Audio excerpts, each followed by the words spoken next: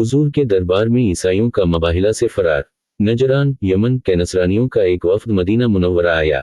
ये 14 आदमियों की जमात थी जो सबके सब नजरान के अशराफिया समझे जाते थे। इस वफद की क़यादत करने वाले 3 शख्स थे। अबू हारसा बिन अलक़मा ये ईसाइयों का पोप था। अहीब जवान लोगों का सरदार और अबदा मसीह जो सरादर आजम का नायब था। ये नुमाइंदे निहायत कीमती और नफीस लिबास पहनकर असर के बाद मस्जिद नबवी में दाखिल हुए। अबू हारसा और एक दूसरा शख्स मस्जिद नबवी में दाखिल हुए। हसब ज़ैल मकालमा शुरू हुआ जिसके हमारे बारे नबी करीम ने निहायत करीमाना लहजे में उनसे गुफ्तगू फरमा ये सवाल वजूबात किया थे, आइए जानते हैं। नबी करीम, तुम लोग इस्लाम कबूल करके अल्लाह ताला के फर्मा बरदार बिन जाओ।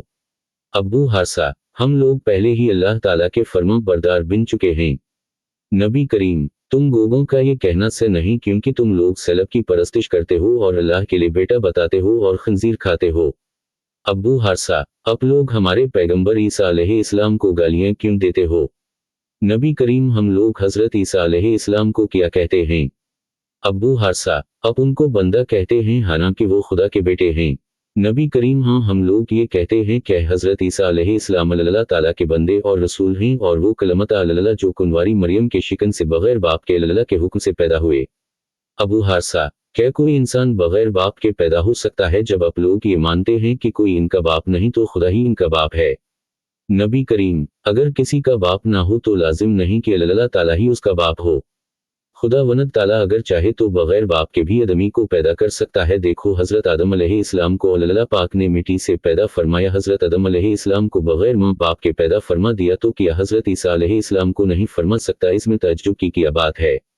नबी करीम के इस पैगंबराना तर्ज इस्तिदाल और हकीमाना गुफ्तगू से चाहिए तो ये था कि ये वफ्द नस्रुनियत को छोड़कर दामन इस्लाम में आ जाता, मगर इन लोगों ने नबी करीम से झगड़ना शुरू कर दिया। यहाँ तक बहस व तकरार का सिलसिला बहुत तवील हो गया। इस पर अल्लाह ताला ने सूरह अल इमरान की ये आयत नाज़िल फरमा।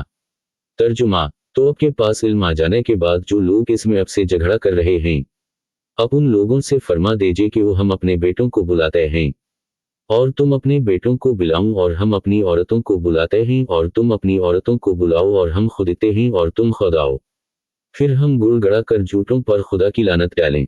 कुरान की इस दावत को अबू हारसा ने कबूल कर लिया और सुबह तय पाया कि मैदान में मुबाहिला करेंगे। लेकिन जब अबू हारसा निसरानियों के पास पहुंचा तो उसका अपनी कौम से खिताब कुछ इस तरह का था।